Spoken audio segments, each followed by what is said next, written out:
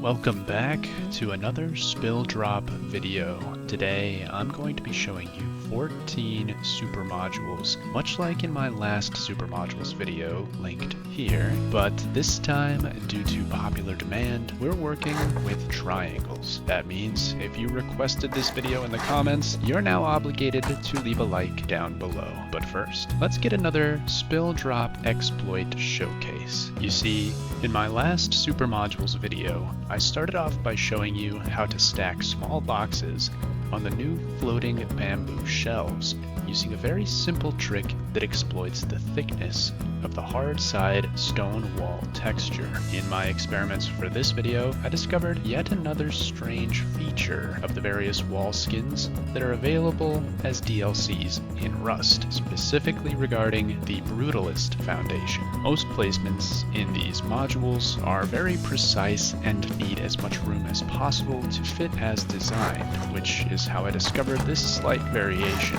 You can see here that when I place this barrel against the wall on this Brutalist foundation, there's a bit of a gap here. Now, on the stone foundation, with nothing else changed, you can see how much smaller that gap is. This gap is caused by the slight lip that is present on the Brutalist foundation. This lip isn't just a cosmetic change, it actually changes the hitbox of the foundation itself, forcing deployed items further from the wall.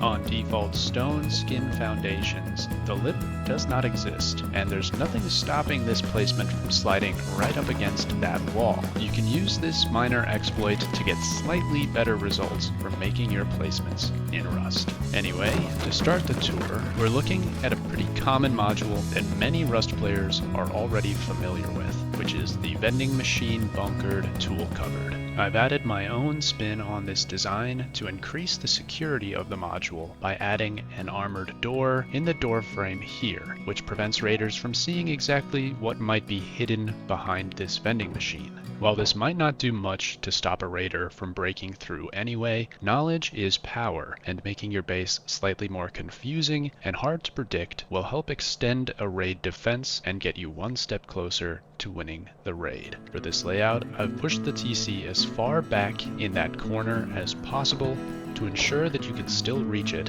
with the vending machine in place.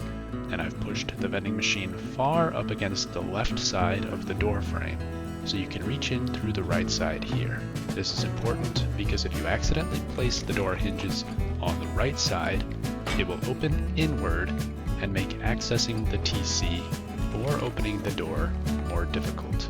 Moving on to the second module, I've got a pretty simple mini Armory module that features 2 weapon racks from the Weapon Racks DLC, 2 floating shelves from the Jungle DLC, 4 small boxes for various storage purposes, and for added comfort, I've included 2 of the Twitch Rivals trophies and a campfire down below. An optional power source is also recommended for powering the lights on the weapon racks, which are still pretty buggy, but that's for another video.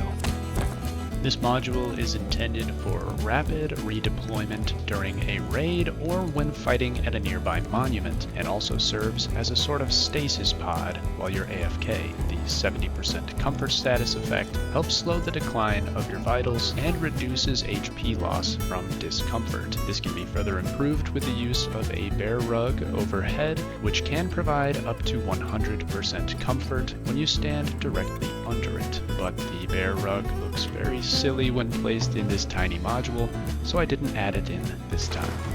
For our third module of the day, we have a pretty familiar vending machine shop module, laid out to allow for automation as you progress through your wipe.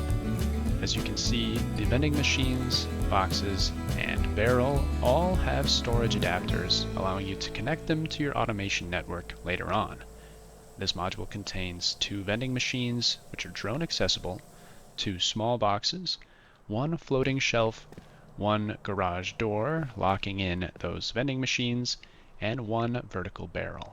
Our fourth module is a 1.5 high triangle GMO farm, which allows you to modify the genetics of your plants on 2 separate triangle planters while also growing additional plants in these small pots along the walls. Citing concerns from my last video, I did proper testing on this module to ensure that everything was working, and with this design, all of these pots are getting water and light, though I do recommend manually filling your planters with water when you first start to get ahead on the watering process. This module contains 1 light and its power source, 1 water pump and a water supply, 1 triangular floor grill, 2 sprinklers, 2 triangle planter boxes, 5 floating bamboo shelves, and 15 planter pots, for a total of 23 plants that can be grown in just 1 little triangle. Modules 5 and 6 are triangle-based loot rooms. This first one is our diamond loot room, laid out to contain up to 8 barrels of various configurations. This module is where I discovered the foundation exploit at the top of the video, as I was struggling with getting any of these barrels to place on the Brutalist foundations. It can be a little tough to reach the barrels in the back there, but you can ask any number of Hollywood celebrities and they'll tell you that needing a little lift isn't such a big deal, which is why I added these 2 options for gaining a little extra height on this design. The easiest and cheapest option is the campfire, the default blueprint, which you can walk right up. Alternatively, and a little bit more space friendly, is the flashing light, which gives you the same lift in a smaller package. Moving on to module number 6, we've got a Kira style loot room, updated to include the DLC barrels for a new total storage capacity of 576 individual slots from 12 barrels. As you can see, both vertical and horizontal barrels work for this layout, and you can vary these placements as you wish. If you've made it this far in the video and you're enjoying what you've seen, it would be awesome if you would leave a like down below so that YouTube can recommend this video to more people like you. And if you want to see more videos like this in the future, I'm going to keep them coming, so you might as well subscribe to the channel so you can catch these updates before Facepunch patches them all. Rest in peace, box stacking. Anyway, back to the modules. The next module we're looking at is a 1.5 high smart furnace stack, which includes electric furnaces for wood-free smelting and a charcoal production triangle as well. A small shelf provides support for 2 small boxes, which can serve as buffer boxes or additional nodes on a larger automated base. This module is sealed in with a window for additional security. In total, we're looking at 3 electric furnaces, 3 low-grade based furnaces, 10 storage adapters, 1 floating bamboo shelf, a single window, and 2 small boxes. The 8th module is this triangle factory, designed for automated crafting of Tier 2 consumables or kits. This 1.5 high module design features a Tier 2 workbench, a low-grade based furnace, 2 small boxes, a floating bamboo shelf, 1 vertical barrel, 2 industrial crafters, 6 storage adapters, and an armored door to seal it all in while maintaining accessibility. And this is a really solid factory module and can fit in well on the honeycomb around a pancake layer or around the high foundations of a bunker. An optional addition for this layout is the clock, which I have included down there, and I find to be very helpful when planning runs to monuments or farming trips, especially for those gamers who can't stop asking, was it just night? When it is clearly getting darker by the second. For module number 9, I've thrown it back to a classic super module, this time with a little more intentional design. This simple design features 6 electric furnaces and 6 storage adapters neatly sealed behind a window. The concept for this design was to keep the efficiency of the 6 furnace stack and the security of storing them behind a window, combined with the lower profile of having the furnaces face more towards the interior of the base rather than toward external walls. The direction your furnaces face is important because they emit a lot of light, generally from the front of the furnace, which radiates in sort of a conical shape on the surrounding walls and objects. Who cares? Well, about a quarter of the day-night cycle is pitch black in Rust, and that means that light inside of your base will be much more visible on the outside of your base, allowing other players to get a better understanding of the design and potential weak points of your build. Keeping this in mind, I have faced these furnaces inward toward the base to limit the amount of visible light through the outer walls of this module while still maintaining the footprint of the original module. This design is also more accessible than my previous version and allows you to more easily reach the adapter nodes on the back furnaces. This module is a combination of the earlier factory and furnace stack modules with some slight upgrades. We've now got 3 extra floating shelves with 2 small boxes each, as well as a vertical barrel, industrial auto crafter, and the engineering workbench. You can also add an additional auto crafter on top of the engineering workbench, but the use case for that is pretty limited. This module features 21 storage adapters, which is pretty substantial and allows this module to be an interchange for various external industrial networks in a base or compound. If that was a little bit wordy, then consider this module as a potential hub for your pipe system. This next module is a slight step backwards in progression, focusing more on small group or solo play at the early stages of your wipe. This is a tier 1 module which can be upgraded as you progress through your wipe.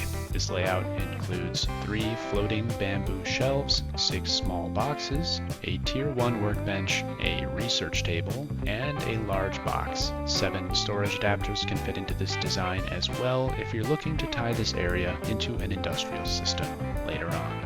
While not at all glorious, this module is likely a little familiar to everyone who's built a fertilizer farm. The composter occupies essentially all of the room in a singular triangle. However, with the addition of the floating shelves, this upper area becomes available for overflow storage or for depositing fertilizer to remotely restock shops in your base or compound without ever leaving the comfort of your base. This next module is a personal favorite of mine, the Apiary, and features an astonishing 9 beehives, 4 small boxes, 2 floating bamboo shelves, 8 storage adapters, and 3 triangular floor grills above to provide sunlight and airflow for the bees. The bees are quite happy in this configuration, despite being in the desert, which is something they don't love. For some reason, these 3 front beehives tend to oscillate between being inside and outside, so you may need to experiment with your roof design for this module in your own builds in case you get the same results. Every other time that I have looked in this module, all 3 of these have said that they were outside and had 75% overall happiness. So not really sure what's changed, and as you can see, we've got honeycomb that's already been produced in all 3 of these, so it's a mystery to me. But I think it's just another bug that Facepunch is working on regarding the beehives. And last but not least, our 14th module is the Compact Refinery Base module, which can serve as a standalone build with an optional tool cupboard triangle added somewhere in this layout, or built as an addition on an existing base. This module has 2 deleted foundations in the middle here for a crude oil refinery, and 2 pods on either side for storage and rekitting.